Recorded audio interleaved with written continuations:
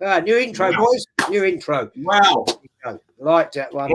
Very good. Very good. Very much. Who's the punk rock group? Was that the Jam? No, the Clash. It's the Herd. Oh, it's the Herd. Sounds a bit like the Clash, doesn't it? Yeah, it's the Islington punk rock group, the Herd. Local band, didn't they? From North London, didn't they? Yeah. There's several ones like that. Bear with me 1 minute, but just bear me. I've forgotten to do something, and I've got to do. I can go and get a drink downstairs, so that suits me. So that's all right. Mate, I'll just quickly let me do this, and it takes 10 seconds. 10 seconds to do this. Oh, no, won't let me do it now. Fuck them, bollocks. I'm jogging again. Let's see if it worked. I don't know. Oh dear, I forgot to do it. Otherwise, it won't work. Hang on. Oh, how professional is this? It's great, isn't it? It's great. I was too busy doing other stuff. So anyway, there we go. Done it now. Right. Done it. Right. Okay, guys, we're going to talk. I hope everybody liked the new intro. Bless up Connor, CMO. He did it for me. I sent him some stuff 3 weeks ago. And I said, can you make something out of this? And he's a legend, young Connor. If you ever want any intros or stuff like that done, contact him. He's absolutely class, man, class. And he charges fuck all. He actually DJ when he done that for me. He said, I said, how much do I owe you? And he told me. I said, no, fuck off, mate. I'm paying you more than that. You know what I mean? It's taken you a few hours to do all that. Anyway, then he's got it. But big up the chat already. Lenny Moon, big evening to you, my friend. This one's going to be interesting because Aces, good evening. I spent a couple of hours today writing down some players that I remember. But let's get into that. Arsenal defenders. One player that I remember as a kid. Ian Ure, 63-64, he was at Arsenal till 69-70. He went Man United, didn't he? Yeah, and it's a classic, this one. It's a classic. He got banned for 6 weeks, as did Dennis Law at Man United at the time, they had a punch-up. And Ian Ure, at the time, they both got banned for 6 weeks. Ian Ure, at that period of time of Arsenal, had the most sendings off than any other Arsenal defender 4 times.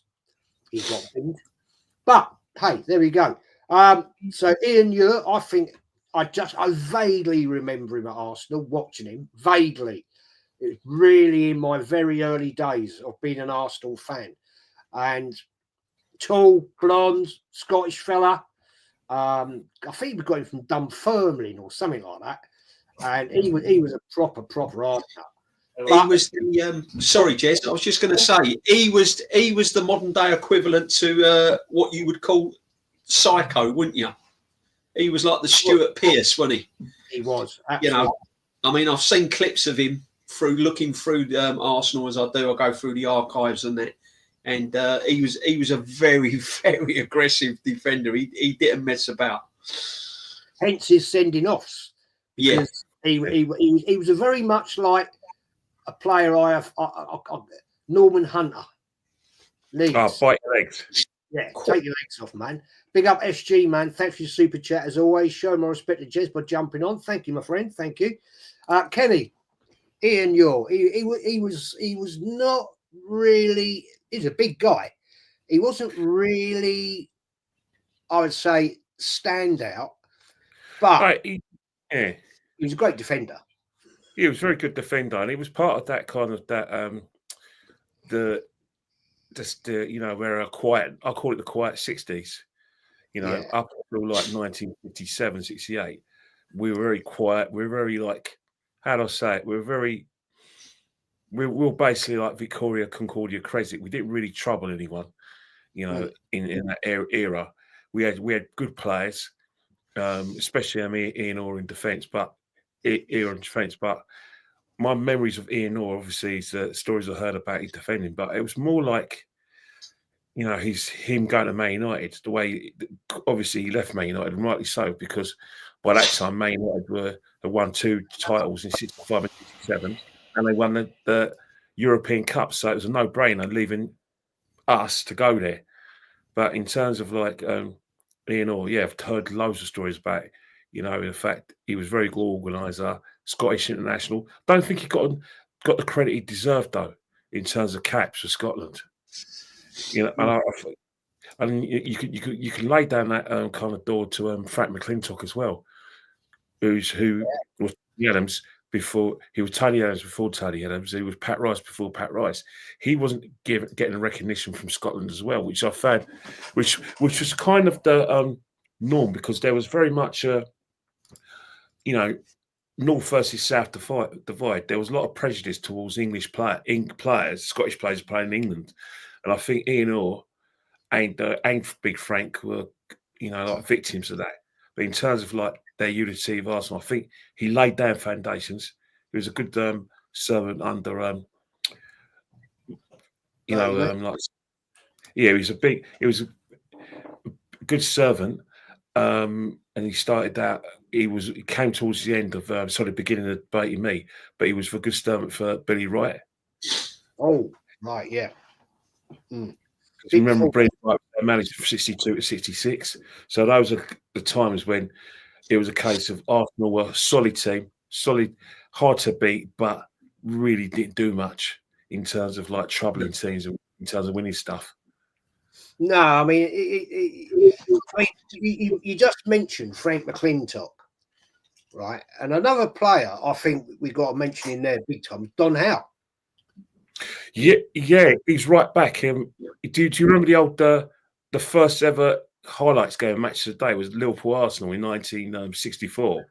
No, 64-65 season. Yeah, Don Howe was playing in that game when Liverpool beat us 3-2, and he was playing it right back. Yeah, he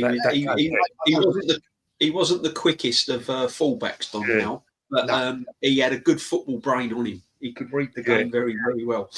But I mean, in Orr, apparently he had a big influence with the defensive setup in Orr. I mean, he had a big influence with the academy that was coming through, because I think towards the end of his career, you had the likes of like Sammy Nelson and Pat Rice and people like that coming through the ranks as the under-18. So, you know, he had a big influence on that part of it. And then obviously, you know, moving on, we had the great Frank McLintock. You know, definitely, yeah. I think Frank McLintock, for me, growing up as a little kid at the time, he put a lot of impression on me. He was a proper tough nut, really. You think about it. I mean, he wasn't afraid to get in the mix, and you know, he'd stick his head in. Where I think a lot of modern day footballers now wouldn't be doing that. You know. The thing is with Frank as well, though, Jez and listeners, is that he kind of invented the Arsenal offside trap. Really, that's where it kind of stemmed from. Yeah. That's right. And he was only a deputy to Peter Simpson. When Peter Simpson used to get injured, Frank McLintock used to step in. So he wasn't really first choice and then when he stepped in, I think he played alongside Peter Simpson. I can't remember who it was for now. But the coaching staff at the time thought, hang on a minute, we've got something here. We've got a good partnership here. And, you know, Frank then, you know, stepped in. But he kind of, he was like the 70s version of Mr. Arsenal, like Tony Adams, who we'll eventually go on and talk about. He was the first Mr. Arsenal, you know, when I was growing up during the 70s and stuff. And he would organise that back line, unbelievable. I mean, he would add that, as soon as that ball was cleared, headed clear, that back four altogether would be on the halfway line. And you talk about, you know, pressing, you know, that the whole defence would be on that halfway line, and 9 out of 10 times teams couldn't break because offside. The amount of offsides that we used to get free kicks was incredible. But it's true what you said, Jez. He was also very, very brave. And I think we got him from Leicester, didn't we? Yeah. Did he come from Leicester? Yeah, Leicester City. 90k or something. I mean, it was like definitely stupid money.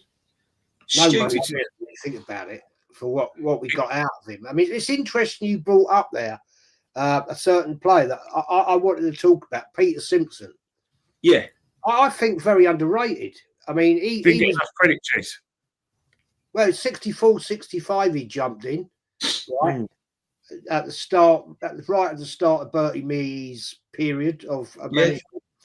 He was with us till 77, 78. Yeah.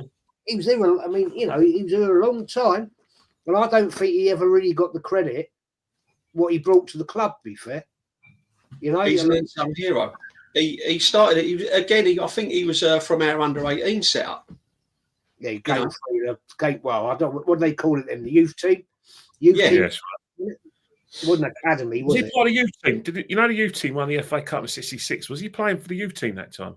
I think he was. I think he was. 66. I know we won the league FA Youth Cup that time. He played in the Junior World Cup, the England Junior World Cup. That guy, because Alf Ramsey actually played him in the first round of the World Cup. So he had a bit of. There's obviously something about him, but he just never quite, with the likes of Norman Hunter and all that lot, the great Leeds players that were there in that 66.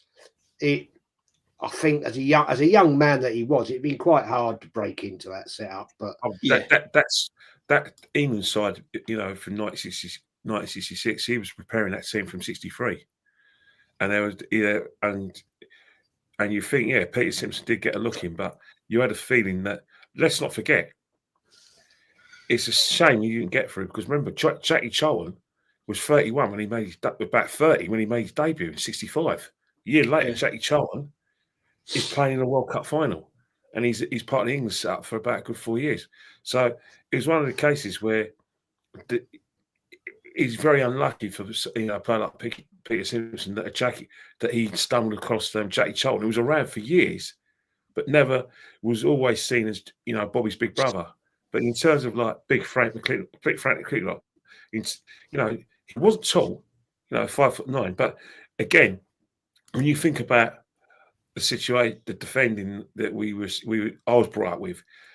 Remember, I've been brought up with goalkeepers running 6 foot. The great goalkeepers, Pat Jennings, Peter Shilton, Ray Campbell, 26 foot. Yeah. The only one over 6 foot was Joe Corrigan, 6'3", but the great goalkeepers were and Gordon Banks is 6'1". And in terms of centre halves, if you were when I was watching football, I looked at players in the 60s. The tallest players tended to be about 5'11", 6 foot, about that. Yeah. There was never really players 6'1", 6'2", 6'3", 6'4". It was very much a rarity, whilst it's the normal now. I know. It's true. I mean, he made over 300 appearances, didn't he, McLintock? But unfortunately, his departure from the club was a bit cloudy, wasn't it? There was a lot of falling out, really. Well, he went didn't he? Just before the 74 team, that was shocking. We lost a lot. He was finished. That's why there was a school of thought that he was finished, and I think that was very much one of the. There were two things that were wrong with Bertie Mee. He was too much of a disciplinarian. He was very much a control freak. He fell out with his players, and it was like one-way Bertie. If you didn't do it his way, he'll banish you. And I think that's the situation. But Frank McLintock's a very. If you looked at his career, it's no surprise he had those kind of leadership qualities when he came to us, because let's not forget, he was part of the Leicester team that lost to Spurs in a double winning side in 61. He was an FA Cup runner-up in 1963 when they lost to Man United. So he came to us with big game experience. Yeah. I think he was he? I don't know if he probably missed out because I know Leicester City were in. But they won the League Cup in the 60s as well. I don't know if he was part of that side in 65, around 65 or 66. So, I think it was 60. I think it was 65, wasn't it? They won it. But at that time, Leicester were a better bet than us.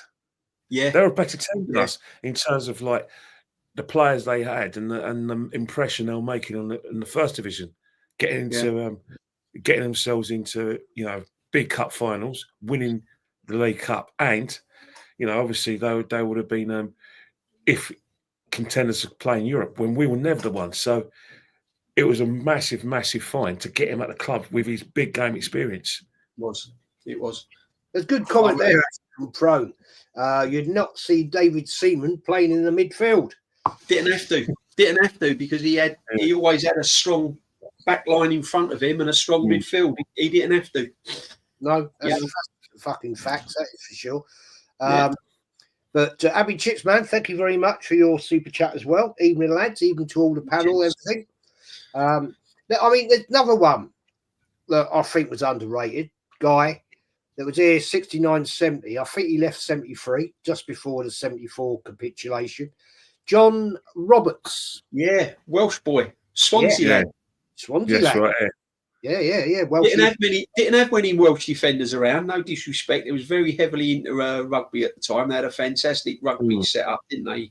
And he came from Swansea.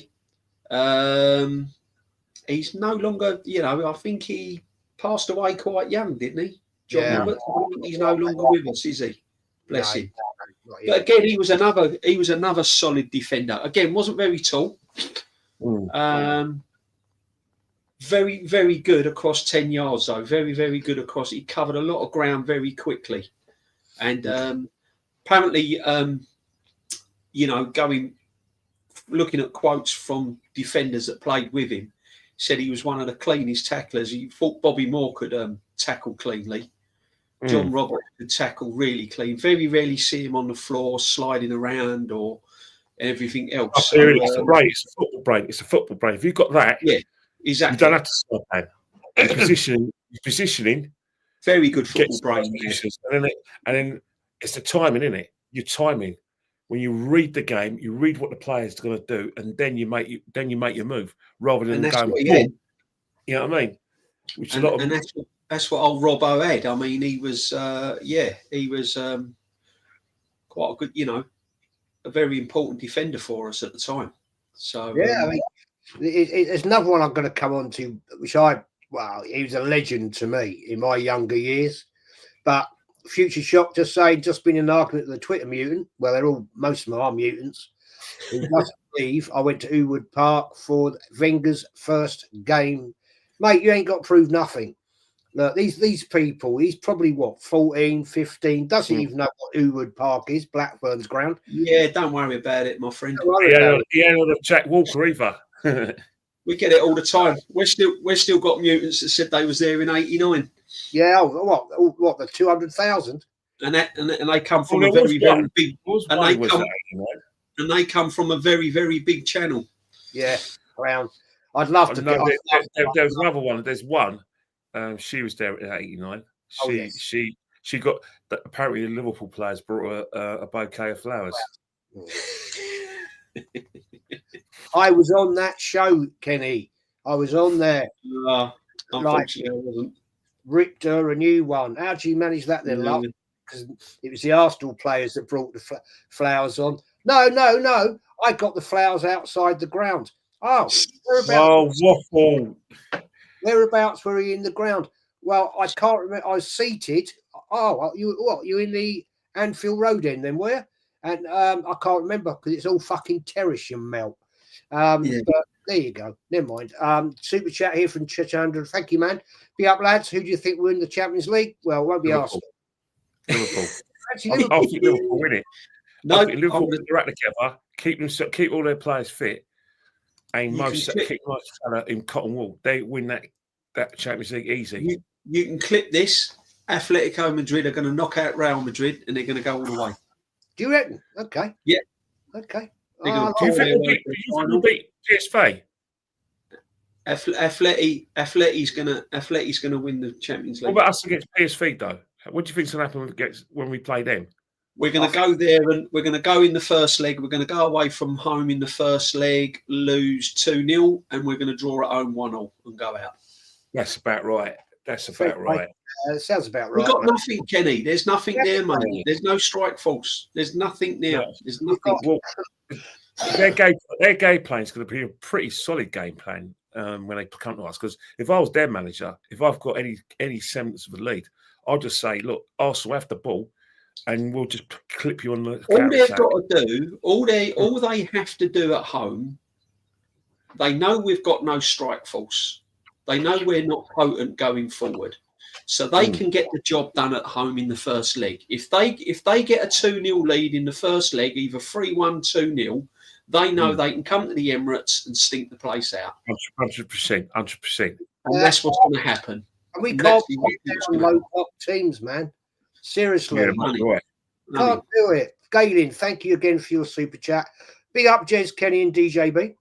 Jez, I remember what the doc said. Here's for the yellow toe anyway. Life is short. Enjoy the day. Thank you, Galen. You're an absolute real one. You're always here. Yeah. Mama says, of course, they were all there. Yeah, they're all 200,000 of them. 200,000. Mama was all there, mate. Yeah, I saw. Yeah, I saw Mama on the. I saw her on the Yetis, the Yeti with old Yeti the other day, which is yeah, big up. I mean, it's so easy, right? It's so easy. I'd pray and love to have a debate with Julian about his claim of how he was there. I'd love it. The thing is, my advice to you, Jez, don't meet him. You know, because you meet him. No, what even bother, mate? No, I'll tell you why. I'll tell you why not to meet him. Because if you meet him, you end up liking him. He just sucks you in with his kindness. No, that's what he's done to me. He's actually. He probably is. But I just can't be doing it. He's a very kind and nice bloke. He's just, you know what he is. When I've met him, he's like living his dream. Going to all these games, you know, and you know, obviously working with his mate, you know, Mr. Lytle. He just loves it, and we've had many chats about, you know, the mechanisms of the channel and his love of Arsenal. He's a guy who's just thinking, bloody hell, I've got a lot of free time on my hands. I've got this life where I've got no ties in terms of like family ties. You know, single bloke. I'm just doing what I want. Big up to him, but yeah. I've got a short fuse, and it wouldn't work with me. It wouldn't anyway. I don't think it will, but yeah. We've met, I mean, another player, guys. Another player. Bob McNab. Absolute. In my life, I thought he was awesome player. Solid as you like. Solid as you like. Down. Hard to tackle. Good on the ball. And definitely for me, he's one of the stalwarts of successful sides in the sort of early 70s. If you go 1970, 71, I count the FA Cup runners-up as a success. I count the league finishes second to Liverpool as a success because compared to this Premiership, it's all about the zeitgeist, isn't it? We didn't win anything in the 60s, 70s. We became a team that was very hard to beat. So you have to celebrate those, not just the triumphs, but you have to celebrate the runners-ups as well. Whilst because the expectations are so high now, you can't celebrate getting to an FA Cup final. You can't celebrate finishing second because we've already had the success of the Invincibles, the success of George Graham, and we're a big club. We demand it all the time because we've seen it and we know what it takes. And that second's got no value now. But at that period, Bob McNab, when you think about the successful Arsenal sides in those 70s, he's a massive stalwart of 100%. Yeah. 100%. And he used to get in positions and he was very underrated. People didn't realise, but he was also a good crosser of the ball as well. You know, he used to put balls into that danger area frequently that you'd be proud of now. And again, another underrated player of that era, and he was one of the stalwarts of that era, without a doubt.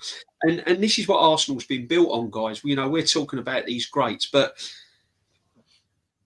when you think about Arsenal Football Club, when I think about Arsenal Football Club, the foundations of Arsenal Football Club has always been built from the back. We've always had great defenders. We've had the likes of Henry and Bergkamps and the Invincibles and the flowing football. But if you look at Arsenal throughout the history, I mean, even going back in the 50s and the 60s, you know, it's all been built from a solid goalkeeper. We've very rarely had a bad goalkeeper. And a solid back four. And in parallels of today's team, you know, apart from the left-hand side, the strongest part of that team on a consistent basis, I'm talking about, is still the defence. Saliba, Gabriel, Timber, Raya. You know, so even back then, and Bob McNab and people like that, you know, Frank McLintock, Roberts, you know, Stimo, brilliant players, and read the game so well, but you know, they just did not get the recognition they deserve. They didn't get the caps they deserve either. No, they didn't. I think if they'd have been playing for Liverpool, because Liverpool were a team during the 70s, they were a fantastic side. Any Liverpool fans watching now think that this team's good. They had some team back in the 70s. I think if the like of Bob McNab was playing for like Liverpool and things like that, they'd probably get a lot more recognition. I think. Yeah. I think if he got his flowers from the fans, but I think if you think about the zeitgeist, the 70s, football's only just shown on TV, wasn't it, for the first time? So you think about it, we had like Match of the Day in 1964, the first Match of the Day, and then you had the big match, and it was a regional, wasn't it, between 1968, and it was like, we're from London, so we had the big match at Brian Moore, and that's when we started seeing all the characters. We started getting all that kind of recognition. But because it was regional, Bob McNab would probably be massive in London area because of the big match. And then obviously Match of the Day, because let's face it, the only live game we had was the FA Cup final and probably the England-Scotland game. Yeah. That was the only two live games we ever had. And obviously you had the tournament football when it was live. But so I think if you compare it to now, it's easy for a player to be a household name than they would be in the 70s. It's all, and it's a case where you became a household name. Only very few players became household names, or because the big match and matches they did a really good job, but they tend to be interested in forward players rather than defenders. Unless your name was Bobby Moore, you didn't get the recognition, isn't it, as a defender? But you used to see these players back in the 70s in and around the ground. Local people, you know, like my parents and aunts and uncles used to bump into them. I mean, my granddad was like a greengrocer all around the Highbury and all of that. And he quite often, you know, used to bump into players and, you know, sell them stuff. And, you know, they were kind of household names. They were people they used to walk down. They used to, You know, when you come they weren't mega stars. They were football players. You come from the south of like, if you're coming down Avenel Road from the south, you're coming down the hill, slope, whatever you want to call it. Right, so you see the ground on the left there, you know, and you'd see the players coming down to the East Stand entrance or coming up from Gillespie Road that way, you know, walking up there, and they would stop and chat, have a little chat with you know, and you don't get that no more. But you know, my mum used to bump into. My mum used to bump into Charlie George quite a lot, right? I remember saying to her even today, I think you married the wrong one, me mum. I said you should have picked a date with old Charlie George. I probably would have had an executive box at the Arsenal by now. Here, answer the question here then, gentlemen. Who do you from Anima? Who do you prefer between Ashley Cole and Kenny Simpson? That. If you don't mind me being presumptuous, Jess and DJB, that's actually a podcast we could do ourselves. because because you think about it, comparing players. It's something you talk about at the end. But if you wanted to really do a podcast of Ashley Cole and Kenny Sampson, that's a great podcast because the simple reason is that both of them, one of them divides opinion. Yeah. Both of them left under a cloud. Yeah. And it's about personal preferences. What did you prefer? Did you prefer someone who can actually defend and was hard to beat? Or did you want someone who could defend but was brilliant going forward? Big up. We could perhaps do a podcast on I've actually got I've got a lot of these shows planned. Next week we're going to do the goalkeepers, right? The goalkeepers. Then after that, I've got this thing I had an idea of comparing players against players. Great midfield. Would you like? That would be great. Midfields against midfields from different years. I've got loads of ideas about doing it. Because the viewers then would they'd have massive debates. They would then who's the best out of for example, Liam Brady and against Bergkamp. Patrick, you know what I mean. It's gonna that'll be electric. That cause fights. Yeah, but Bob, getting back to Bob McNab, he was he was great. I loved you. I vaguely remember him a couple of times when I was younger. I think it was one, and I really rated him. Yeah, I thought as a young kid, he's a bit of a legend to me. But we'll move it on. Pat Rice, Sammy Nelson. Richie legends. Powling. Do you remember him? Richie Powling. Yeah. God blimey. Yeah. He didn't really rip it up, but he wasn't here long. He was only here 4 seasons. But he had injuries, didn't he? Yeah. Ruined his career, broke his leg, didn't he? In the end, was it Stoke? Somewhere he was like unlucky. That. He was unlucky, Richie Powling. Broke his leg, didn't he? Ended his career. But Pat Rice, legend. Oh, complete legend. 21. He was at 20, nearly. Well, Christ, I mean, 68, 81. He was here, giving his under 18s, coming from the under 18s youth setup. Did he win the League Cup? Was he part of that FA Cup youth team in '66? He was. I know the Rices moved from Belfast to Islington. So in case of him coming to Belfast to join Arsenal, the actual Rices left Belfast for work, which a lot of Irish people did.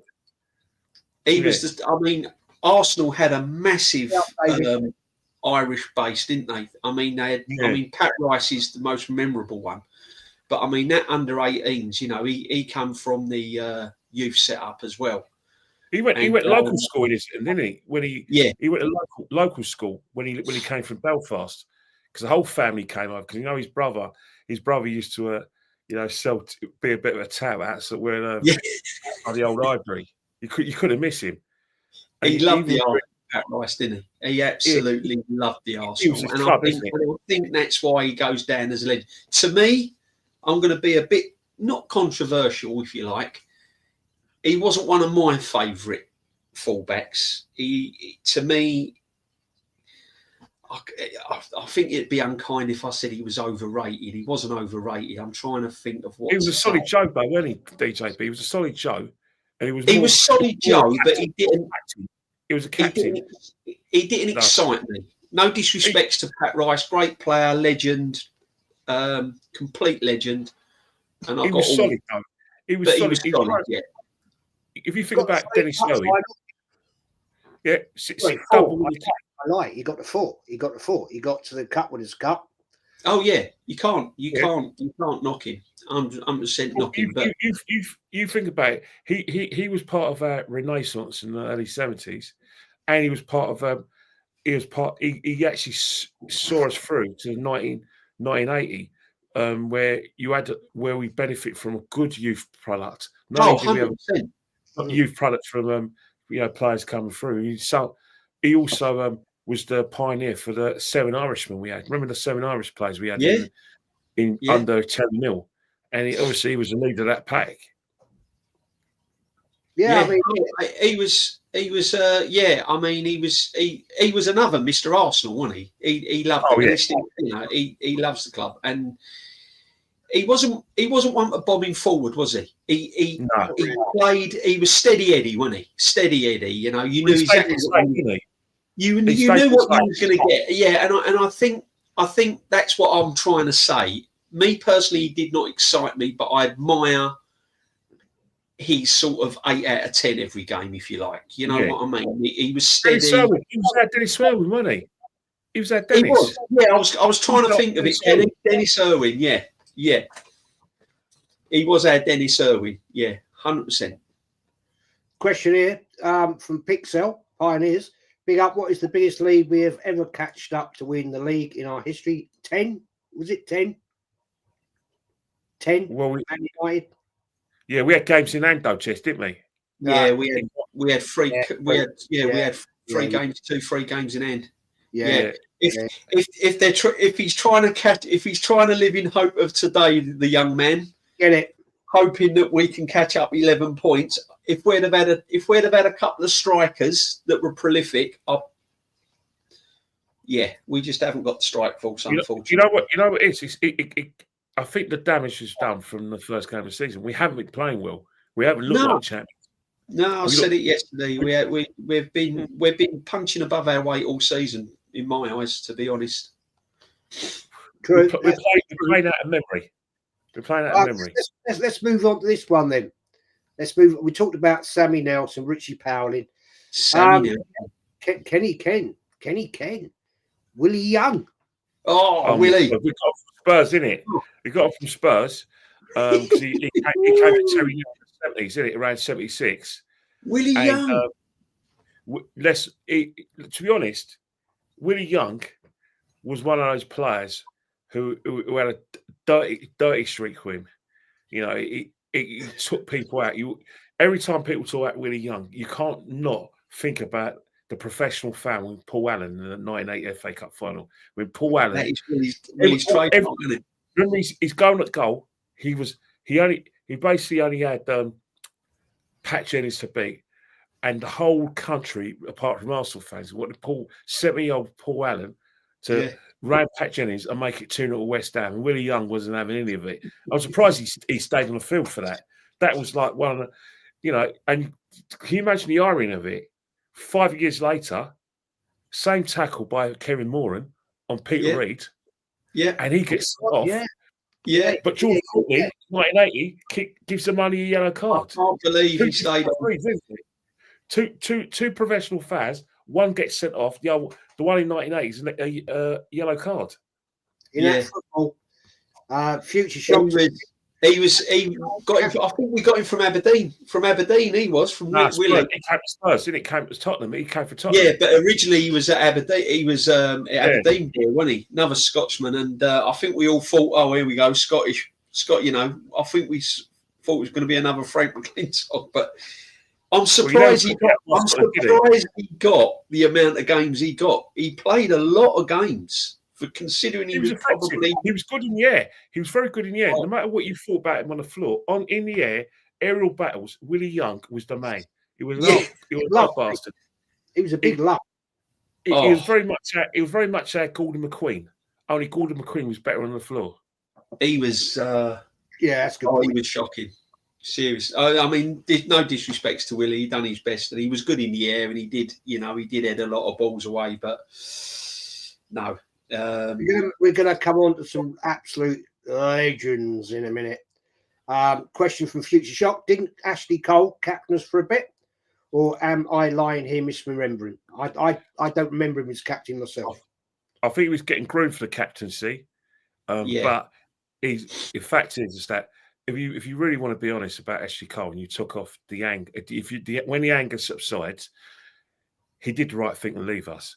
You know, he left us ultimately over money, but he was promised. Sorry, Jess, go on, Kenny. He left over money, but to be honest, he could have left for footballing reasons because the way we were after we lost Henri Vieira, all those sort of big men, and Sol Campbell. even the thought stay of us, because he wouldn't have got the success he got when he went to Chelsea. True. No. I'll get anyway. Hey, here we come into some names now. Go on, matey. Anybody in the chat, Kenny, DJ, throw these names out there. I know what you want to. Should we start with the man with the most appearances for Arsenal? David O'Leary. Yes. David O'Leary. Tony Adams. I'm telling you now, David. Let's talk about David O'Leary. I don't think any professional of today that's played either against David O'Leary or with David O'Leary has got a bad word to say about this man. Top level. He was one of my best players. He'd probably be in my top 10 of all time Arsenal players, David O'Leary. Yeah. And I'll tell you why. He was coolness personified, never out of position, read the game brilliantly. 722 appearances, I believe. That's right, yes. 722 appearances. 722 appearances. I mean, that says it in itself. So if you're making that amount of appearances for any football club, you've got to be half decent. Now, if that guy was around today, he would probably be in the same mould as Virgil van Dijk. Yeah. Oh, all day. He was very much, you know what? Yeah, Connor, mate. That new intro you've done for me, mate, legend. Yeah, big up, Connor. Well done, mate. Well done, Connor. Anybody? Yeah, I thought it was the Clash, though. I'm sorry. But David O'Leary, if he was around playing today, you would probably put him in the same category as Virgil van Dijk. I think so. Because he was that kind of player. To me, he was sort of. For those that don't know David O'Leary, for the youngsters watching, if you can imagine a little bit of Virgil van Dijk with a little bit of Alan Hansen. That's right. And a little bit of Tony Adams. He had all three. He could tackle, he could head the ball, he could pass it, and he was quite quick. So, I don't know. In fairness, before we jump forward, Adam was quite right here. I did make a note of this, and I've forgotten about it. You know, the backbone of the 30s sides, Mayle, Roberts, Hapgood. I mean, they were. Hapgood, yeah. Obviously, we never got to see them play, obviously. That's the thing, yeah. I do remember very, very, very well my granddad talking about these players. I mean, what they achieved at Arsenal was quite exceptional. Let's be fair. The only snippets I've ever seen is snippets from black and white Arsenal FA Cups, snippets of the 34 first televised game, I believe, was at Highbury. But yeah, I mean, over the years, Animal, we've had some. I mean, Eddie Hapgood, what a player that man was. But what I've read, that's it. But anyway, let's get back. I mean, David O'Leary, Lee Dixon. Come on, Dave O'Leary. I think going back to Dave O'Leary, it's one of those things where you look at Dave O'Leary, excellent on the ball. I think, had it not been for Tony Adams being such an Arsenal man and such an Arsenal legend, I think we will talk more about David O'Leary. But I think David O'Leary's kind of sandwiched in between Frank McLintock and Tony Adams. Yeah, because Frank was our captain and Tony Adams was our captain as well.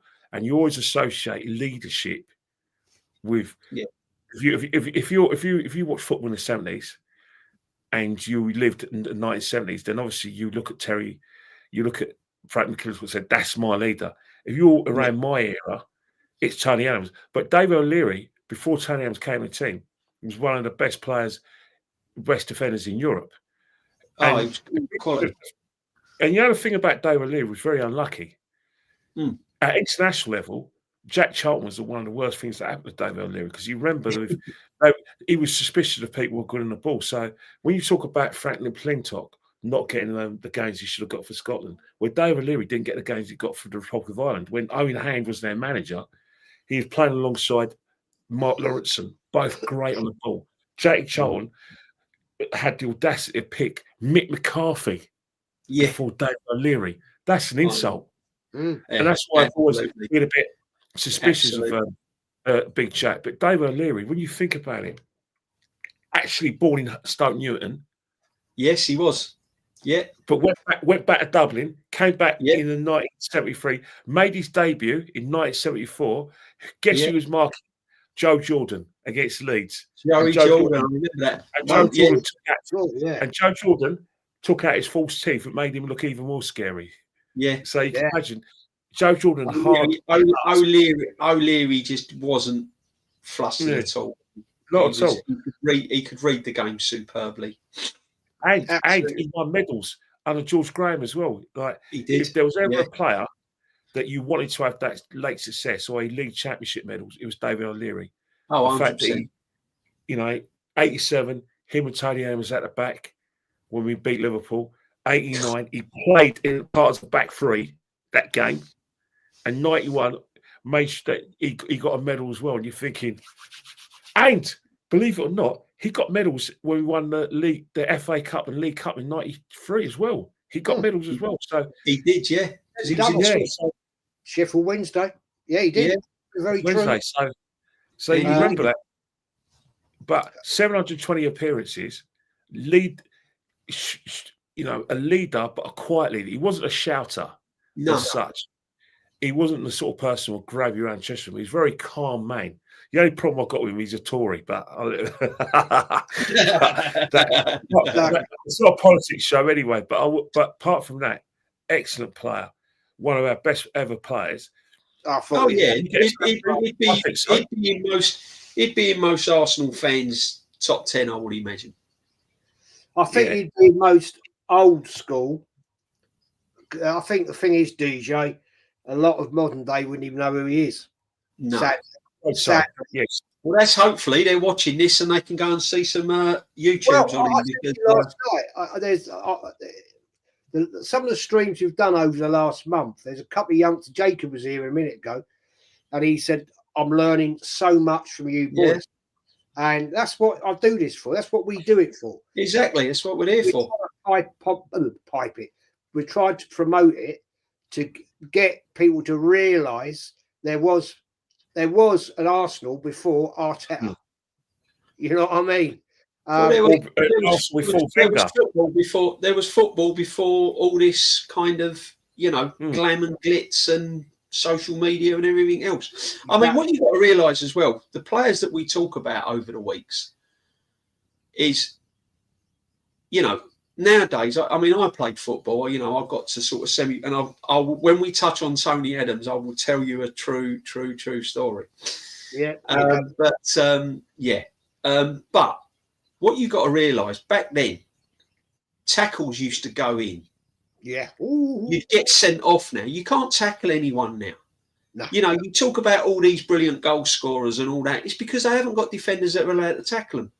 I mean, you're talking about these defenders used to, the pitches they used to play on were all divots everywhere, mud, slush, crap, snow, whatever, freezing cold, icy, windy, floodlights that just about lit up the pitch, And these are the sorts of players that used to still look very, very good. Now, if you fast forward and put some of these players that we've been talking about, especially the likes of O'Leary, in a modern stadium now, with the rules that they are now, where you can't do this and do that, he would.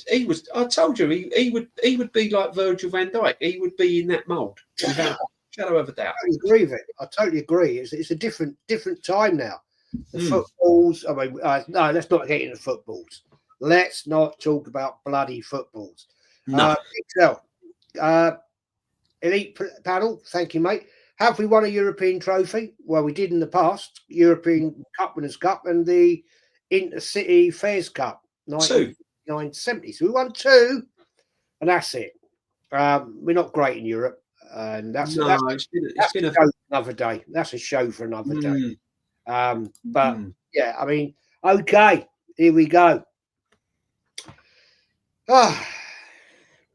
Tony Adams, Steve Bould, Andy Linningham, Linigan. I can never pronounce his name. Martin Keown. Come on. That lot in defence. Yeah. Can I just clip back to Kenny Sansom, because I was a big fan of him. I know we touched on it earlier, and we're going to do a show. We're going to do a compare the footballers show, compare the Arsenal players show.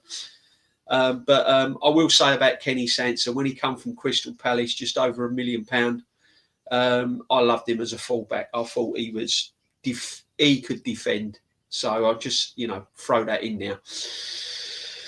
Okay, Kenny, I don't know what you think about Kenny Sansom. I don't know whether you was rated him. I absolutely rated him. He was an England international before he came to us, and he was like a more than adequate replacement for Sammy Nelson. He came after the 1980 Cup. We had, in essence, we had a fantastic season, but our players were completely knackered. Was it 88 caps, Kenny? 88 caps for England? Yeah, 86 caps for England, and believe it or not, good player. He could have got more had he not fallen out of George Graham, because Bobby Robson did state that he couldn't select Kenny Sansom for England because George Graham left him out the team. And it's quite sad that they fell out, because it was actually a situation where George Graham, I think Kenny Sansom went to the papers, isn't it? Because I think he felt threatened when we got Nigel Winter back. Because you remember when Nigel Winter was playing at right back, because it was so good to leave out the side, and then it was a case of George Graham really, when he bought Nigel Winterman in '87, he was looking to move Kenny Sansom on because of the age. I mean, he's 31 and everything. Yeah, it turned a bit sad for old Kenny, didn't it? Which was a shame. It was a shame, really. It seems to be that kind of fullback, sort of left back position, really. It turns sour for him. We've always had great left backs. Let's not forget when you. You could do a show about our left backs. You could start at McNab. Yeah, and you can go all the way. Sammy Nelson, great. Unfortunately, it's a bit of a full stop at Ashley Cole. But you think about, but McNab or Ashley Cole, you had some fantastic left backs. In fact, people will say Arsenal. Kieran Tierney, would you throw him in there?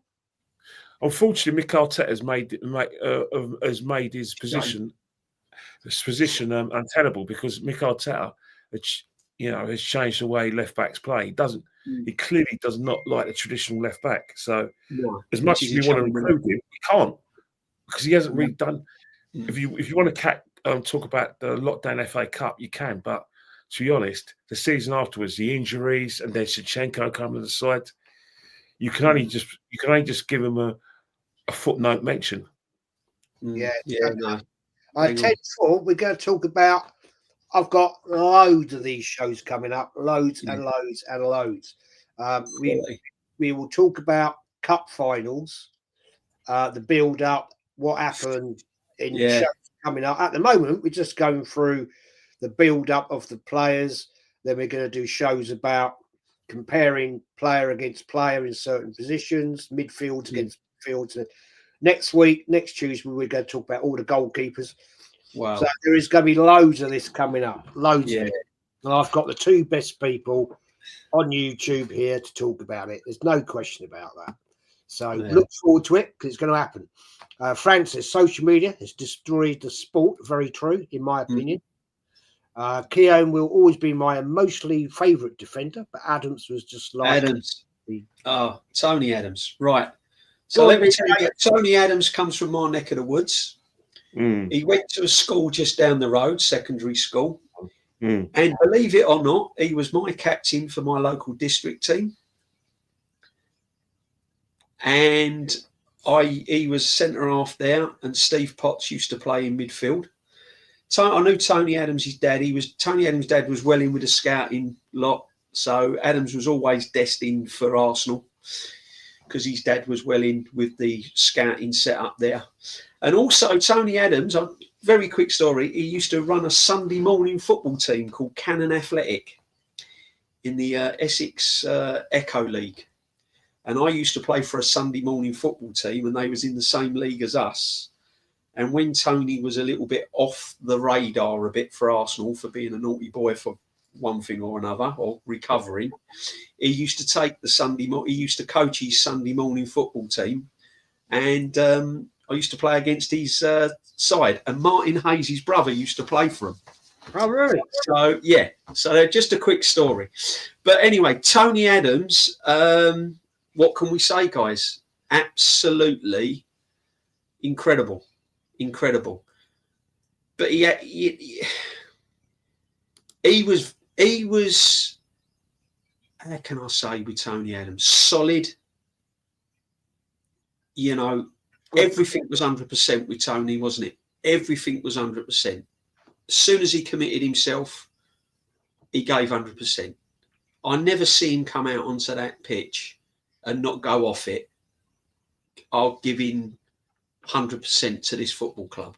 And unfortunately today, we haven't got that. And I don't think we've had it for a even long while. I mean, I'll even compare him to Patrick Vieira, and I still would say Tony Adams has probably been our best captain we've ever had. I mean, he was just brilliant. I mean, I remember one where he was, the ball broke, I can't remember, I think it was against Man United. And he sprinted back and he made a tackle that was just incredible, you know. And his tackling was just fantastic.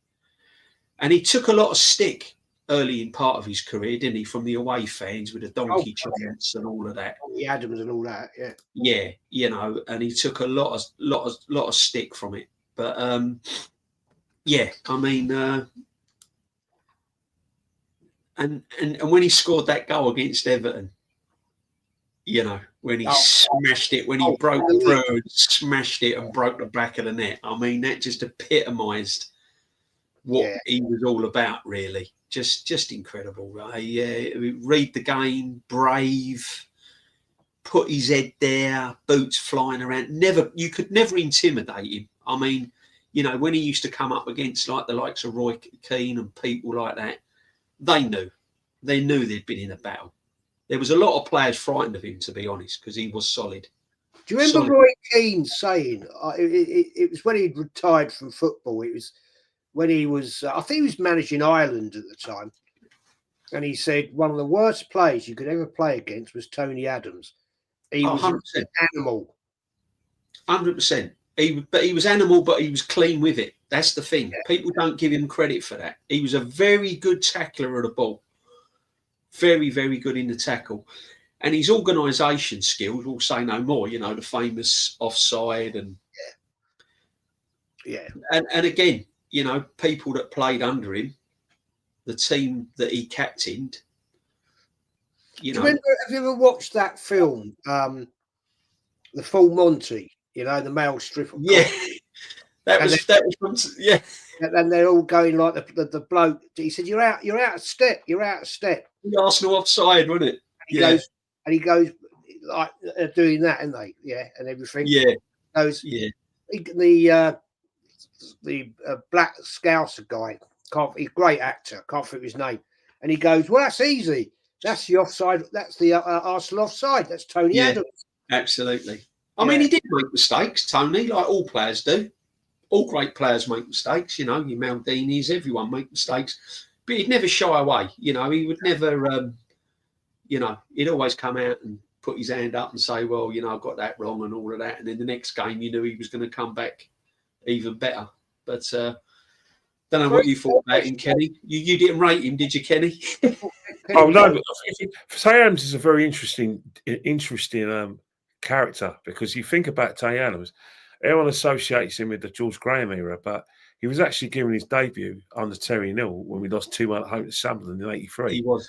He was 17, and then the season afterwards, I know John Howe gave him a few games. So I remember him playing in a few games at Highbury and playing a live game when we lost to Man United 4-2 the season afterwards. And it was a case like we were easing him into the team. And believe it or not, you would laugh about it. You wouldn't believe this now. He was kept out of the team by Tommy Keown. And when Tommy Keown, I was going to say Tommy Keown kept him out. Yeah. Towards the tail end of the 85-86 season, a young lad born and bred in Oxford from Irish parents, one from Northern Ireland and one from the Republic, called Martin Keown, was keeping Tony Adams out of the team to the extent that at the time, before George Graham came to the club, when we had Steve Burtingshaw and Don Howe, Martin Keown was seen as the better bet, and the player was more likely to have to be an Arsenal leader and probably have the career with England that Tony Adams had. But it was only George Graham's intervention when he actually said, "Right, you're my man." Obviously, there was a wages thing with Martin Keown over wages. Martin Keown regrets it to this day over the money, but at the time he had principles.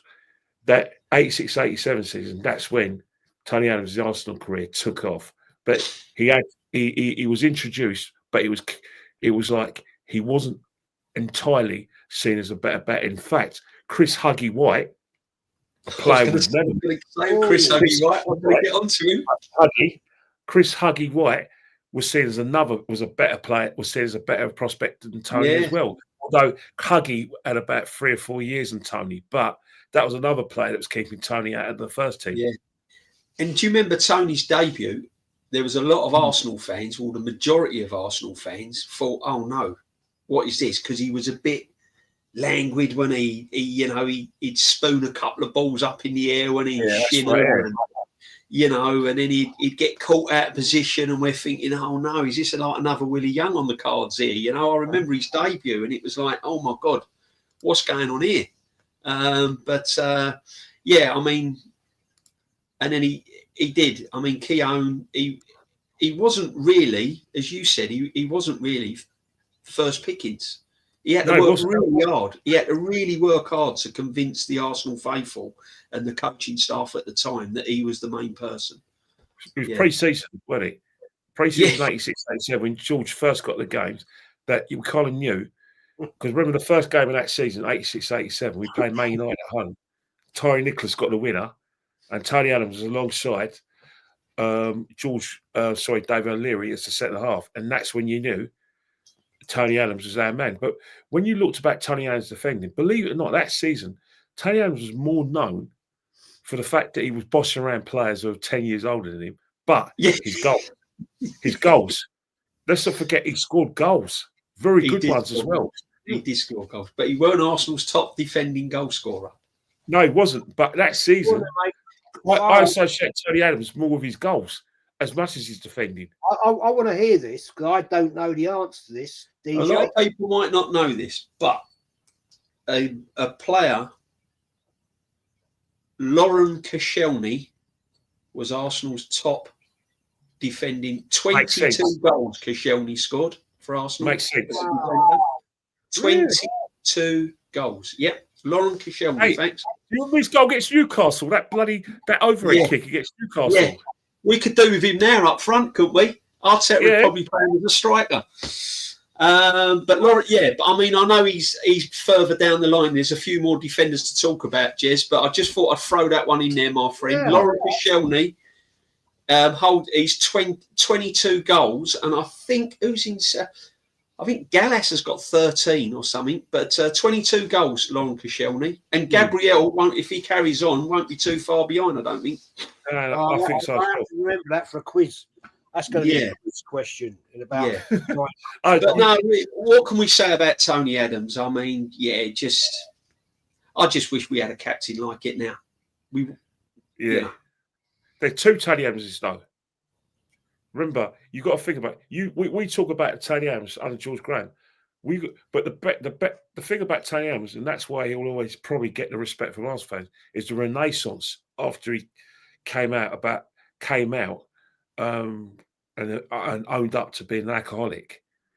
How that's one thing I do give Arsenal credit for is he got Tony Adams to play football, and he was excellent at that as well. He did. Yeah. True. That is facts. So, a player I always think never gets the credit, personally for me, Steve Bould. Oh, brilliant! I think he was legends. Well, he was class. Let's be Stoke, wasn't it? Got him from Stoke, 800 again, 800k. I think we paid for him about 700-800. Weren't a lot. This is what I mean. I mean, we got Bould, Winterburn, and Dixon for peanuts. And the guy, George. I mean, what he turned them players into and what they won. Dixon, Winterburn, and Bould. I mean, what he turned them into, what we got them for, and how much we paid for them. And they weren't really at massive, no disrespect to the clubs, they weren't really at massive clubs. We didn't sort of like snatch them from Man United or Liverpool or, And it wouldn't be done in this day and age. This manager, it was incredible. But Steve, one guys, question: who's made captain of Arsenal at a younger age, Adams or O'Leary? Adams was 21 when he was made captain in 88. Yeah, I thought he might have been. Yeah. Wasn't sure. But touching your point, you know what George Graham really done. You talk about George Graham, it was a revelation getting his players, but you know what it was? It was actually a no-brainer, because if you want to get a situation where you want players who can help you win the league, you go for players who've had big game, not so much first team experience. For instance, Winterburn, before we bought him, he went all through the divisions at Wimbledon, and he had 1 year in 86, 87 in the football in the first division, which is now the Premiership. That year under Harry Bassett, that made him ready for the big time. You think about Bould. Remember Bould, before Stoke got relegated in 85, he was part of that Stoke team that played in the first division. So even though he played in the second division after that era, he had experience of about over 100 games. And I think when you're trying to get teams to win the championship, which we were going for, you needed players who had experience of first team football, and that's why it was a no-brainer getting Lee Gibson over 100 appearances from Stoke, even though it's second division. It's first team football, so he can go in. He knows his game. Same with Steve Bould. I remember Steve Bould having a fight with Graham Sharp on Match of the Day one time.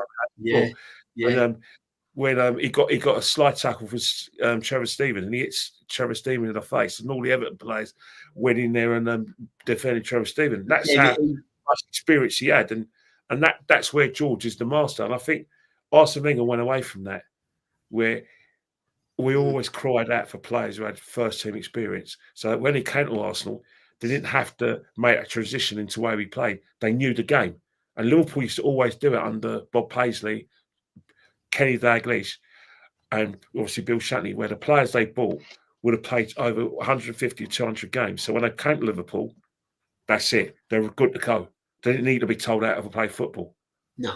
He was good, Bouldy. And people say about our set pieces now, which seems to have dried up. I mean, that set piece that we used to do, Bould at the post, flick it on, the old Bouldy flick on. I mean, it's just incredible. But Steve Bould was, you're right, Jez. He doesn't really get the credit he deserves. Because he was a very intelligent defender, Steve Bould. He used to cover his fullbacks very, very well. And again, I keep saying it. He was a good reader of the game, and again, we got him for peanuts and turned him into a top defender. He was a top defender. I totally agree with that. Very good. Just go through some of his comments, mate. Mate, I'm not ignoring the comments. It's tricky when I've got these two legends on, and I've got loads of comments coming in, and we've got an agenda we need to get through. It's not always easy. I do apologise. I'm not ignoring anyone. I'm not one of these people that will just only read out super chats. You know that. It's not always easy when you're trying to do three things at once. But I appreciate you've been in, man. Kenny didn't used to play in goal back in the day. I played every position apart from defence. I played in goal. Well, I play in goal now because I've slowed down a bit. But when I was like, I love playing. I hated playing up top, but they thought I could play up top because I was quick and I could score goals. But I love playing in midfield. But I do since I got to my 40s, I've been playing in goal, and they claim I'm a good goalie. So I like going in goal. Kenny the cat. Kenny the cat. Very much so. A lot of people look at me and went, the width of the goal. Your shoulders are agility. I was playing a football tournament. I had to go up west to Rice South Ruislip, and with my age, I was pretty competent. Didn't get the goal in the tournament, which I think I deserved, but I played in a team that didn't win much games, so there was not many opportunities to keep clean sheets. Yeah, true. I'm going to come back to that comment, right, Forrest, right at the end. We are up at the City ground. Very quick question here. Jez, quick question. Any advice on plumbing apprenticeships, please? Mate, I tell you what, best advice I can give you on that, go straight for your gas, right? You're going to waste 3 years doing plumbing, right? And go for your gas. You'll earn more money once you're qualified. And then basically, if you can do gas, if you can do all that, you can do plumbing, because qualifications you don't need in plumbing are as high as doing your gas. So go to a college, enroll on your gas regs and all that blah blah blah blah blah blah blah, and then go there, get your qualification, get your gas safe register, and then I've always advised anybody when I ran my business, apprentices, don't bother with plumbing, go straight for your gas. After that, you can do plumbing, right? Doing water don't kill people. Doing gas, you can kill people. So there's a tip for you, mate. Big up Galen, smash up the lights, people. James says, I don't know if you lads are going to this, but we are going to do that. We are going to do that. It's good. Right. Yes. Gone through Stevie Bould. Andy Littleton, I thought was class. Martin Keown. Let's talk about Martin Keown, people. Now, let's talk about him. We've got subjective opinions here, right? Because as a player, I thought, as an Arsenal player, I thought he was brilliant. His heart was there, right? I've watched him since on different things, on Talk Sport and all this and all that. To me, he sold out. But then again, there's a lot of Arsenal, ex-Arsenal's players that are sold out. Yeah. DJ. Well, I think with Keown, what he's doing now, he can't be seen to say the wrong things about Arsenal at the moment, because he needs to stay on side. Keown, I've got mixed bag with Keown. I didn't think he was the most talented of defenders. He was there for a reason, because he weren't the best looking footballers, was he? And he was there for a reason, to put his head where he needed to put his head, to ruffle feathers and be a good old fashioned defender.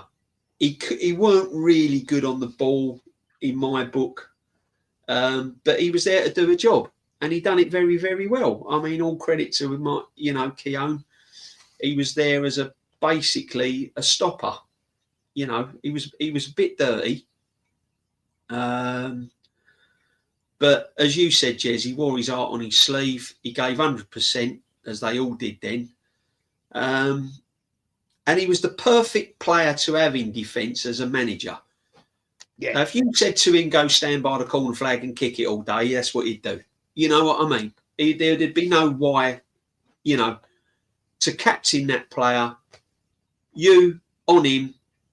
And that's what his job was a lot of the time. He'd get a player to mark, and he'd follow him all around the pitch. You know what I mean? And he'd still be following him in his missus's bed or something like that. Do you know what I mean? He was that kind of defender, And for that, I admire him for. from a football point of view, he wasn't really my best defender at Arsenal. But, you know, he did do a job. I mean, we all remember the Van Nistelrooy thing at Old Trafford and everything else. You know, there's lots of stories about that. And he was your typical defender that would. How did he never get sent off, DJ? Yeah, I'm sorry, Jez. How did he never get sent off for what I don't know. I really don't know. But I mean, listen, I'm not going to be biased here. I thought the geezer was an absolute idiot for what he done. And, you know, if he'd have got sent off, then so be it. But he was that kind of player that would sort of, you know, pinch your arm or whisper something in your ear, and he was a good old-fashioned wind-up defender, wasn't he? He was that kind of player, you know. And for us, it worked at the time because it did ruffle feathers, and it made strikers. It got strikers wound up, and it did make them kind of forget about their job at the time, you know. But yeah. That was Martin Keown in my eyes. But yeah, I mean, he came back when he had a funny career because he was at Arsenal and then he went, and then we got him back from he went to Villa, then and then we got him from Everton, didn't we? We got him from Everton. I can't remember now. So you know, he kind of was at Arsenal, then he left, then we brought him back again. And yeah, I think as Kenny touched on it earlier, his biggest regret was leaving him the first time round. I think if he'd have stayed at the club and not had that break, then a lot of Arsenal fans may have looked at him differently, you know? Oh, I agree with that. Quick question here, Tony Woodcock legend. Was Frank McLintock?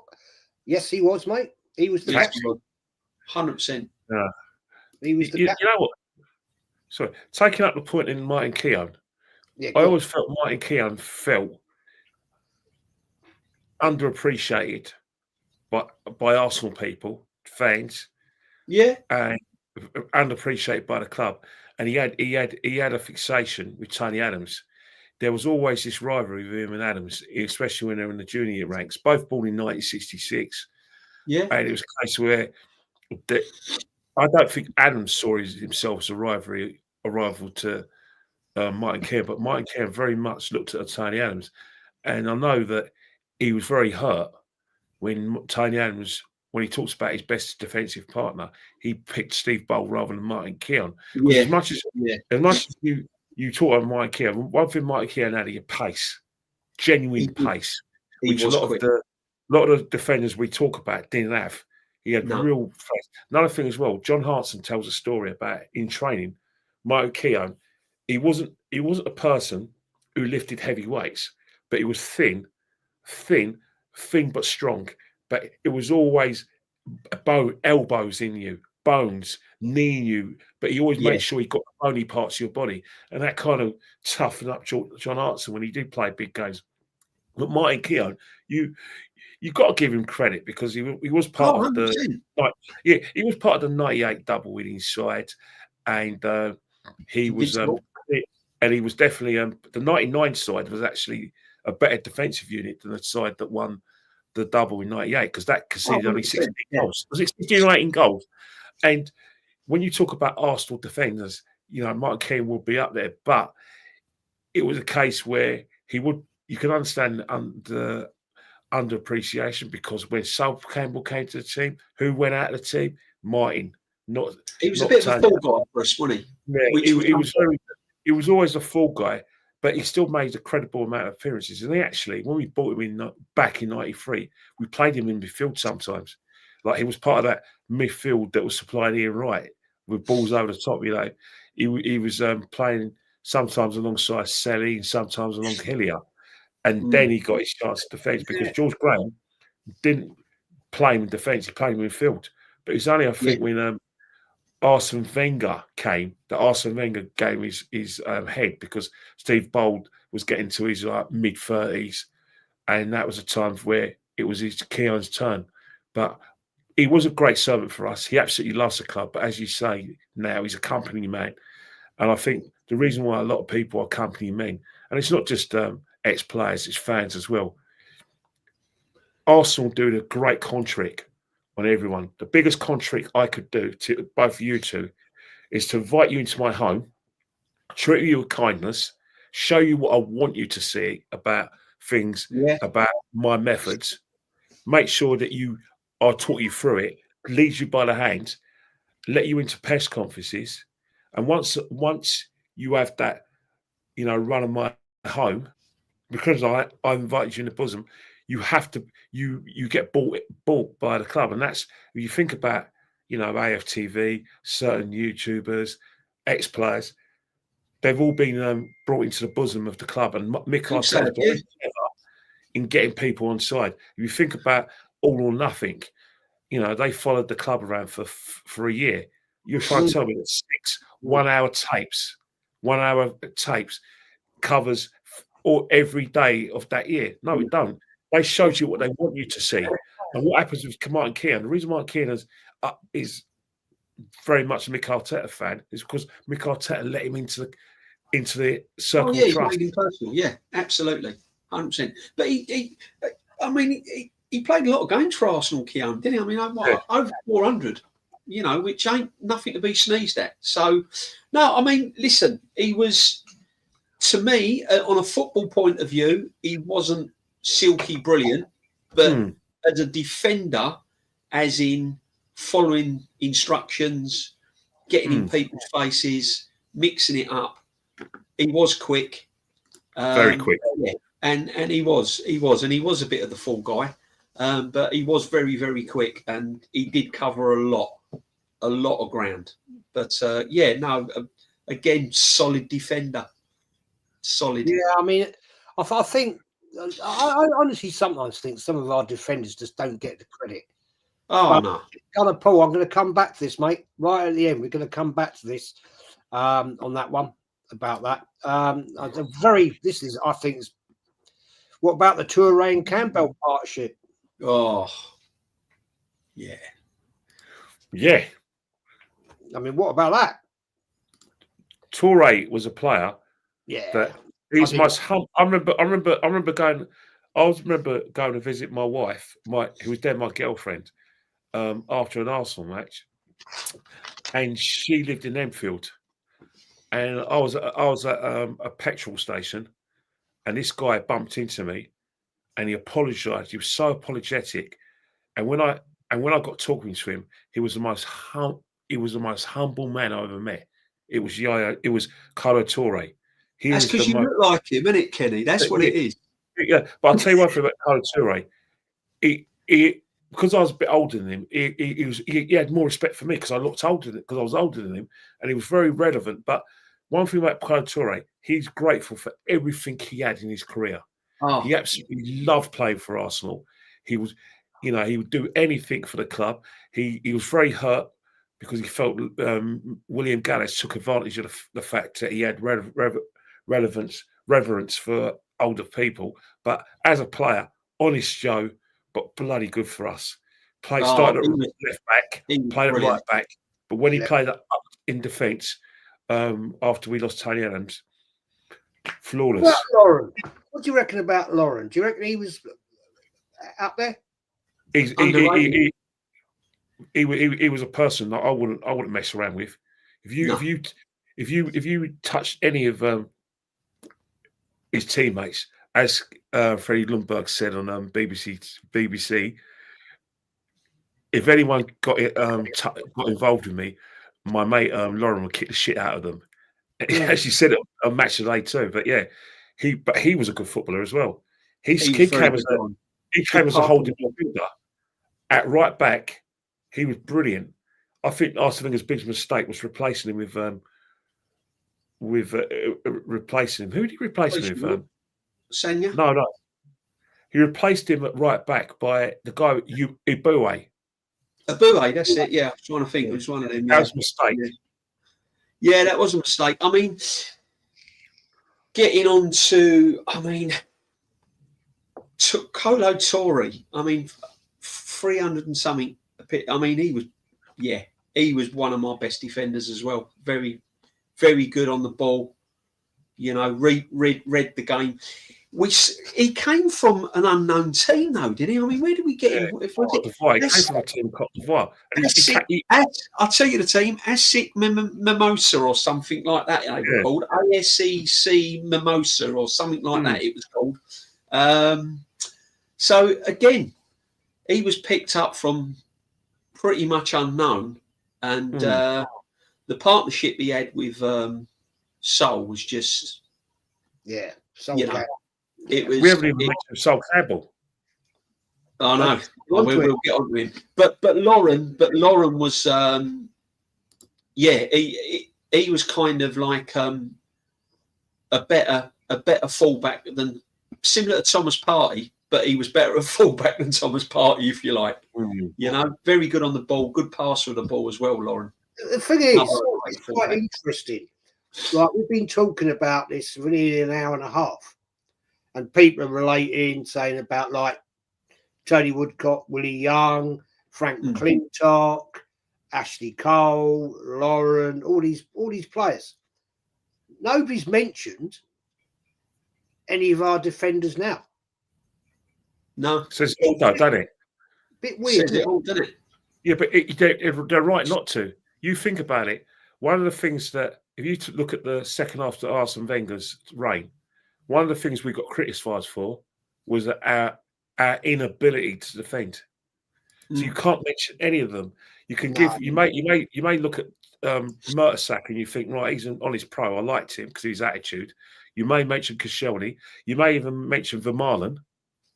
You may mention from Ajax. You may mention like Gallas. You may, but then again, we're not talking about what we got now. We're not. Yeah, not at all. So and they won nothing. That's why. You've also got the Bakary Sanyas, Gal Cliches, and Kieran Gibbs. Yes. Yeah. All these Viv we've missed Viv Anderson. How can we miss Viv Anderson? Yes, we have. Brilliant for us. Brilliant leader of man. Leader. Brilliant at right back. Very good right back. It was a great service for us from 84 to 87. Attacking fullback. One of the first attacking fullbacks that I kind of saw. That's just when the game was changing and fullbacks were starting to go bomb forward a bit and take chances. And Viv was very, very good at that. And he had good grounding, didn't he, where we come from, let's be honest. Yeah, Nottingham Forest, Nottingham Forest. So, but sorry, Jez, I had to get Viv in there because he was one of my favourites. I've got his name written down here, but I skipped over it. Because... But we had, as I said, we could go. I mean, this defenders, we could talk all night about all of them. I mean, I liked Gal Clichy as well. I mean, I thought Clichy was a really, really skillful, good player, you know. And people go on about Timber now and people like that, but Gal Clichy for me was. They're not really the levels, are they? I mean.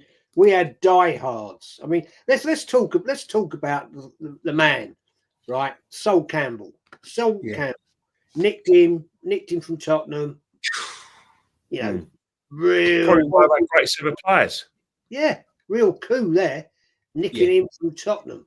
And if we'd have won that Champions League, he would have gone down in completely one of our best. He'd have a gold trophy.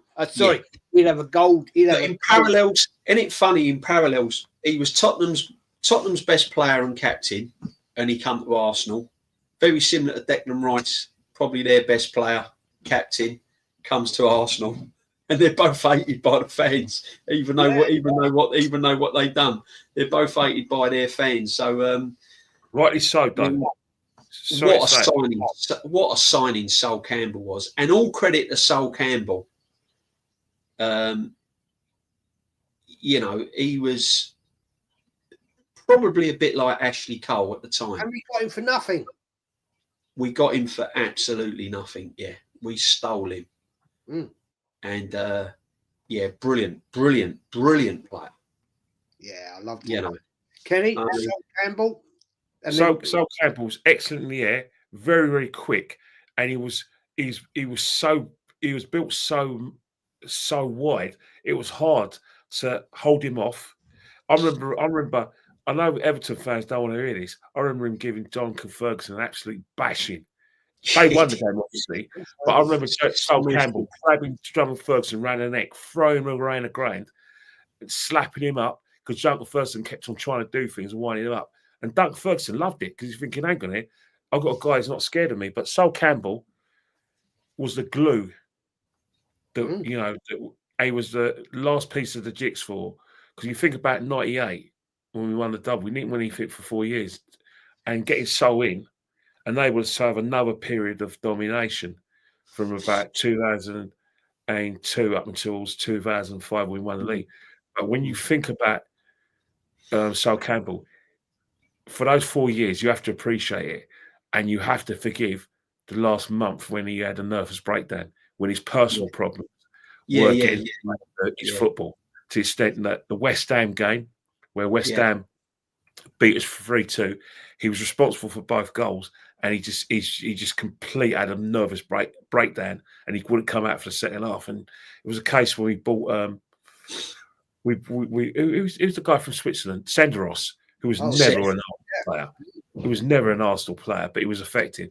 And then we thankfully, Arsene Wenger thankfully brought him back for the semi-final. Although I don't think he wanted to play him because Sol Campbell think that Arsene Wenger wasn't sure he could trust him. And I know Tony Adams was saying, "Oh, he should play Senderos in the Champions League final instead of Sol Campbell," which I thought was. I was angry because thinking, I want to play my best team. I wanted Ashley Cole playing as well. But anyway, Sol Campbell, for that period, easily our best player in terms of like defensive. I would say he was probably one of the best defenders in his time. That period we ever had, and probably in Europe. Yeah, without a shadow of that. Without a shadow of that. The only thing about Sol was he as good on the ball as we would like? Probably not. But was he good in the air? And could he score goals from set pieces? 150%. Yeah. Was he a leader? 150%. I love our club. 150%. He's easily one of our best ever players. Oh yeah, again he's up there, isn't he? He's up there. I mean, he would. I don't know. Yeah, it's going to be difficult to pick this. It's going to be difficult to pick the all-time best Arsenal defensive team. I mean, it's going to be so difficult. But I mean, we've had some great players, great defenders, and as I said, Arsenal's foundations have been built from the back, and that's what we've always had. It has, yeah. And I remember a quote from. I've got a whole load of names here that. The reason why, and Henri will even say this, the reason why your Henris and your Perez's were that good is because they knew they had a solid foundation behind them. Yeah. They knew they had a good goalkeeper and they knew they had a solid defenders. And that's why they could go out and express themselves and play how they played, like the Bergkamps and Henris and all of that, because they knew they always had a solid back four. And they knew they could take chances. That's going to be a show and a half when we get in a couple of weeks, whenever it comes up. The best Arsenal's best midfield. Dear God, that's going to be a 1.5. That is. But as Tony says, Jez, Kenny, DJB, was you guys there live when Tony Adams scored the cup winner against Tottenham? What do you think? I think you're talking about that's the League Cup one, wasn't it? No, FA Cup semi-final. FA Cup semi-final. Yeah. I don't remember it after, but I remember being there. It's revenge. What they did to us 2 years before. It was revenge. That was sweet. That was, yeah. Yeah, it was. But here comes the question. I'm just going to do this, mate. If not, what's your favourite cup memory of Arsenal? No doubt a year we won the double. Yeah, I can remember a few of them, as we all can, all three of us. I think it was the FA Cup. You are correct. Big up Legends Elite Panel, Jez, DJB, Kenny. They are, look, mate, I've got the two most knowledgeable history Arsenal fans in the universe here. There's no comparison. There is no comparison. So there's probably a few out there. There's probably a few out there. We're like the Tony Adams and the Sol Campbell of the Jez's show, I think, Kenny, aren't we? I don't, mate. I would actually question that. I would actually question anybody's knowledge against you guys. That is a fact. Right. So come on. Tough question. Put us at, I'm just trying to think of. I'm just still trying to think of some defenders that we ain't mentioned. We mentioned Viv, didn't we? Did Viv? We haven't mentioned. We haven't mentioned the new boys because there's no point in mentioning it. Bashir Sanya was good for us. I'll Arsene Wenger. We said Sanya. Sanya was good for us. It was that little French thing. Again, we nicked him from somewhere, didn't we? Auxerre, was it Auxerre? Auxerre we got him from, wasn't it? Yes, right here. We haven't mentioned Pascal Sigan.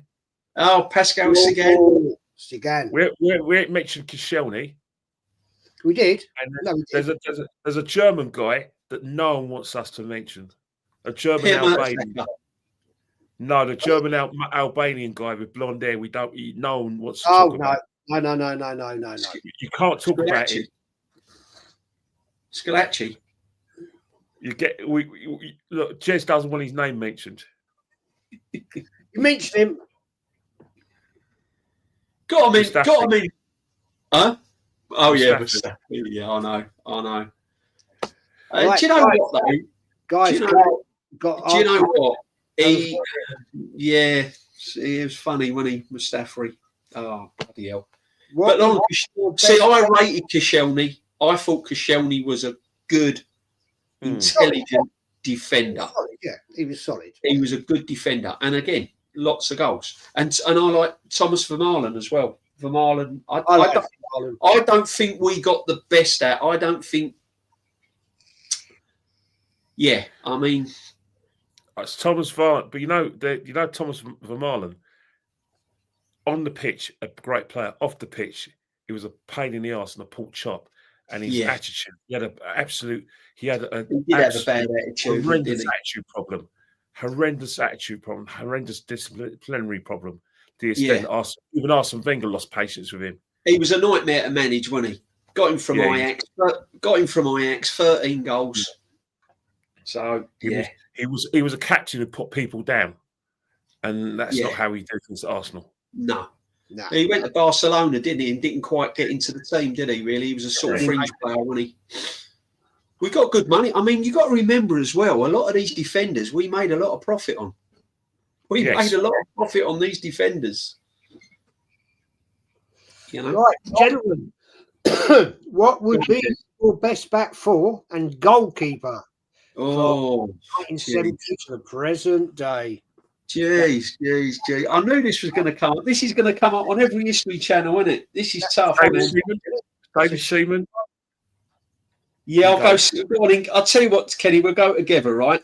You say one, I'll say. So I'll go David Seaman as well, goalkeeper. Right back. Oh, God. Lee Dixon. Or was any better than Lee Dixon? Did we mention Lee Dixon? We never mentioned. We did mention Lee Dixon. Yeah. Right back, Lee Dixon. See, I'm heading towards Viv Anderson really as well.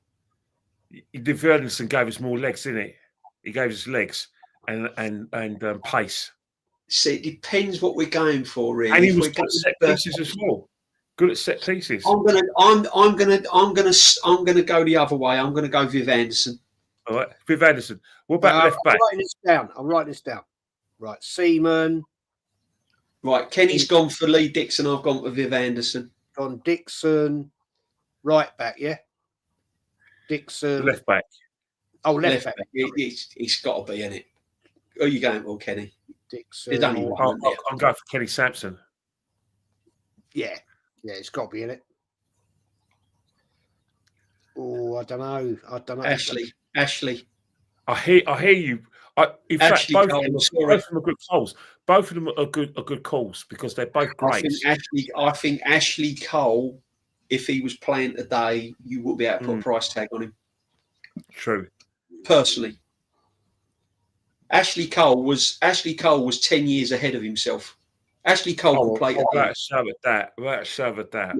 Yeah. So I'm going to go Ashley Cole, but I see where you're coming from with Kenny, because if you want a defender, an absolute fullback that can defend and cover and stop a winger, I understand where you're coming from on that, Kenny. Yeah, definitely. And Right. so who we got now? Centre halves, isn't it? Centre halves. Do you want me to go Campbell. first Kenny, this time? Tony Adams and someone else, isn't it? Yeah, Tony Adams straight away. Both gone for him. Yeah, you Sol can't. Campbell Can't knock that alongside him. You can't. Tony Adams and Sol. I'm gonna go David O'Leary. You know what? Forget Sol Campbell. Sorry, Sol. I like you a lot, but Dave O'Leary has to get some sort of respect and recognition. Yeah. He has to be there, yeah. David O'Leary. Yeah. I'd written them two down straight away, Adams, O'Leary, for me. The man played 720. What did you go for, Jez? What did you go for? Pretty much what you boys said.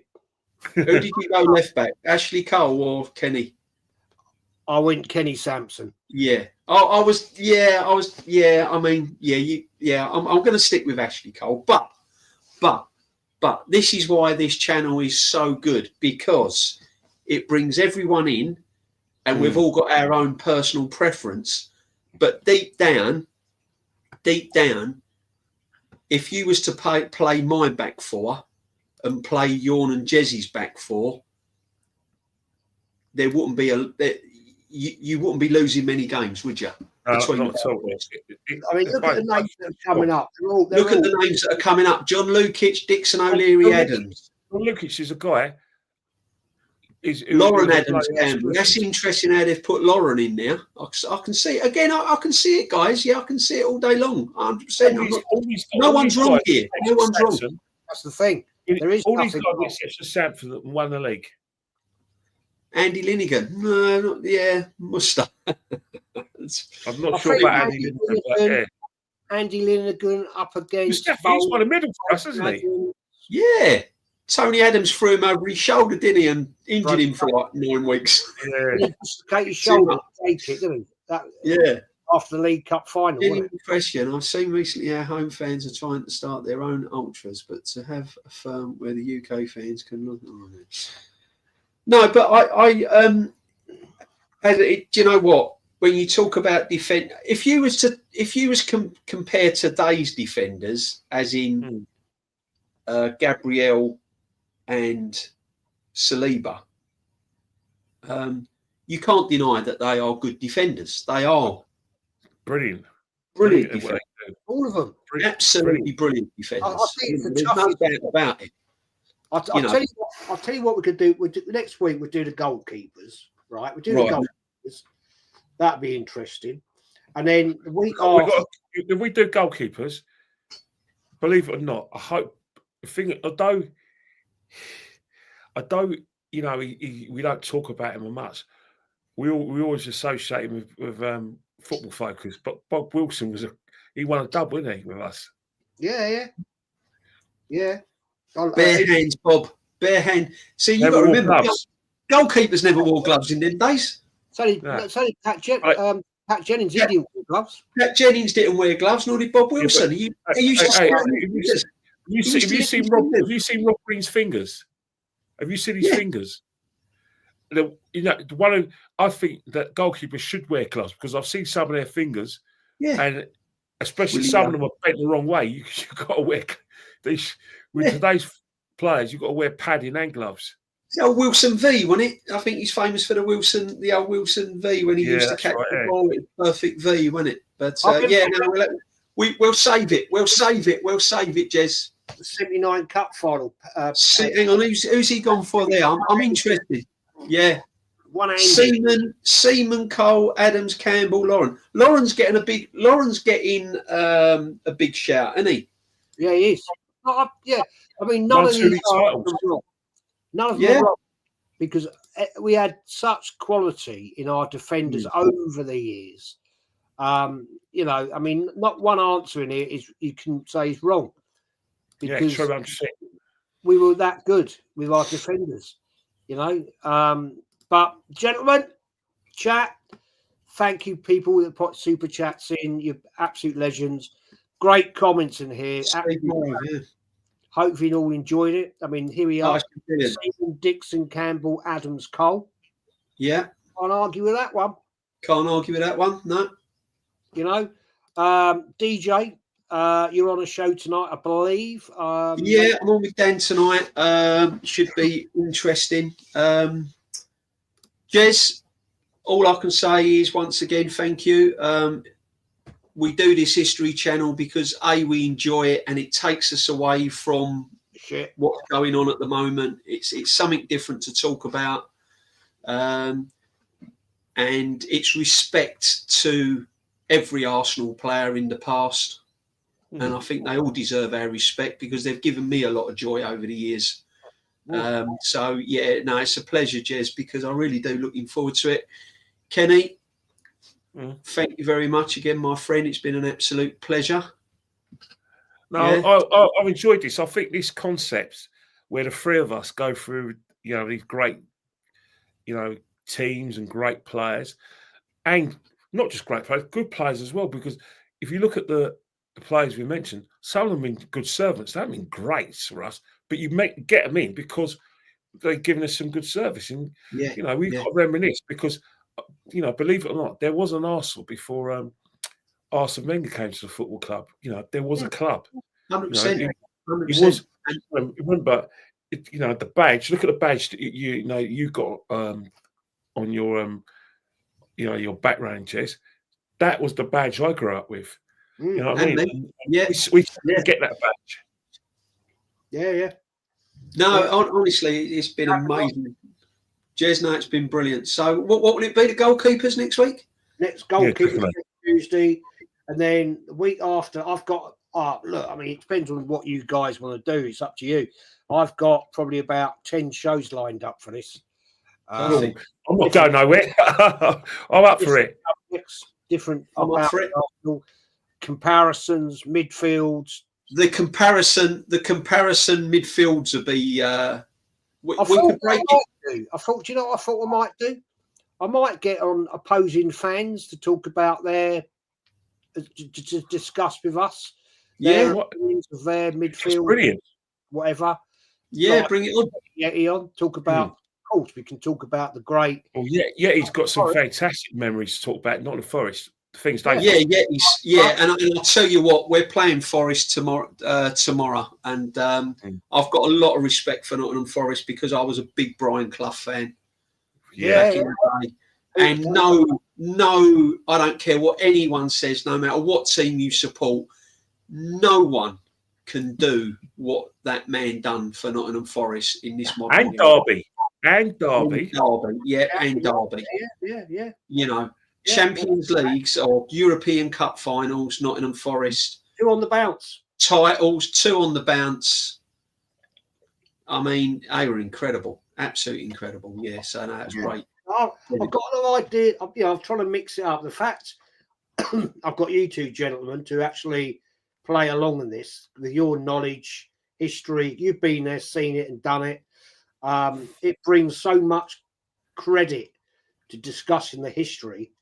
And it is good, boys, because there are a lot of youngsters that come in the comments section and they say, I'm learning so much from you guys, loving it, really enjoying it. And, well, that's what we're trying to do. That is it. Yeah, it makes it a community as well, doesn't it? Because there's a lot of people there. There's a lot of people that watch this as well with a lot of knowledge and stuff like that. And it's good to jog their memories. And as I said to you before, I mean, I've got memories of going over there with family, aunts, uncles, granddads, and all that, and it just brings it all back, and it's great. We've all got our own little memories of who we used to go football with, and the great players as well. So yeah, it's been fantastic. That's another show. Away games, isn't it? I love it. Yeah, we can do all that. We can do it all. Kenny, my friend, legend as you are. I still don't understand how you remember all this shit. The thing about it, you read up on it. I think you have a duty bound as an Arsenal fan to read up and get your hands on any videos of anything you don't know about and speak to people there. That is the first requirement as an Arsenal fan. And I think that most Arsenal fans would like to do it. I don't understand how you can fall in love with the game and fall in love with the club and not want to know about your history. Heritage. Yeah, you have to want to know about it because it's bloody good. You know, you need to know about the 60s. You need to know because you understand. If you don't know about what came before, you won't understand where we are now. I know. I get it. I get it, man. And that's why that is why it pains me. That is why it pains me that there are certain statues that have still not been erected outside that stadium that should be. Oh, George Graham should be getting a statue all day long, and so should George Graham should definitely get a statue outside that stadium without a shadow of a doubt. David O'Leary should get one as well. David O'Leary. How can you have 722 appearances for a football club and not have some sort of recognition? Tell me why. Cliff Baston ain't got one. Yeah, Cliff Baston. He should get one as well. And that's the thing. There's enough room and enough land to get these people in. I understand that, of course, you've got to get Henry. Of course, you've got to get Bergkamp. Of course, you get Tony Adams. You have to get. You've got to get the man itself, Herbert Chapman, who started it all. And Arsene Wenger. 100%. Have one. But when you talk about the one who's made the most appearances for us not getting recognition, that's wrong. George Graham, who's one of the. When you talk about three great Arsenal managers, he's the third one, probably in between Wenger and Chapman, and he's not got a statue. That's just bad. Bad. Phenomenal manager. And he doesn't get the credit. George Graham, we've said this before, doesn't get the credit he deserves because perhaps it was always 1-0 to the Arsenal and his style of play, but it suits the agenda. It suits an agenda from certain people at the club, not to ignore George Graham. It suits their purpose, and they're going to find people like me and you as irritants and pain in the arse because it's an uncomfortable subject, George Graham. That's a show in itself because I'm not going to talk about it now. But he's my greatest ever. He's my greatest manager, George Graham.